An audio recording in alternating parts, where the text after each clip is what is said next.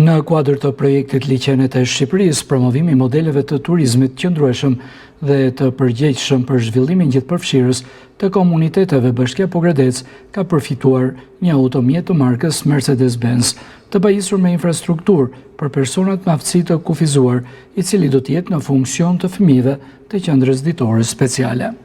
Pajisja me këtë mjet ka qenë një nevojë dhe domosdoshmëri për fëmijët që vijnë nga njësitë administrative. Për shkak të mungesës së transportit, ata nuk kanë mundur të frekuentojnë dot këtë qendër. Mjeti u dorëzua pranë kësaj qendre dhe do të jetë në funksion të fëmijëve në përditshmërinë e tyre. Furgoni do të jetë në shërbim të fëmijëve çdo ditë të qendrës, kur fëmijët frekuentojnë qendrën, do i marrin nga shtëpitë e tyre, sidomos fëmijët e fshatit, do i sillin në qendër.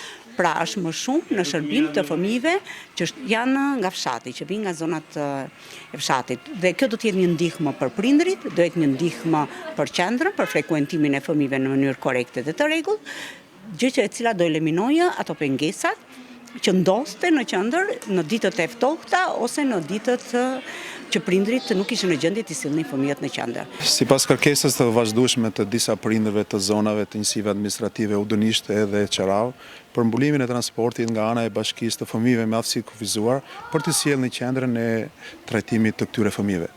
Bashkia jonë dhe direkt kryetari i bashkisë ka bërë një nga veprimet më humanitare që ne si administrat kemi marrë me dhurimin e këtij furgoni dhe kemi bërë kërkesën në fondacione të ndryshme në të cilat na u bë e mundur dhurimi i këtij mjeti.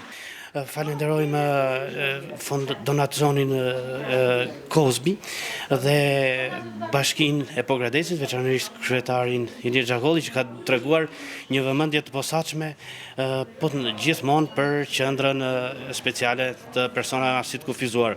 Projekti u zhvillua në kuadër të projekteve komunitare me iniciativë individuale të përgjegjëse së qendrës dhe pas fitimit të projektit me mbështetjen e kryetarit bashkisë Ilir Xhakolli dhe ekipit të zyrës së projekteve në Bashkinë Pogradec, u bë i zbatueshëm.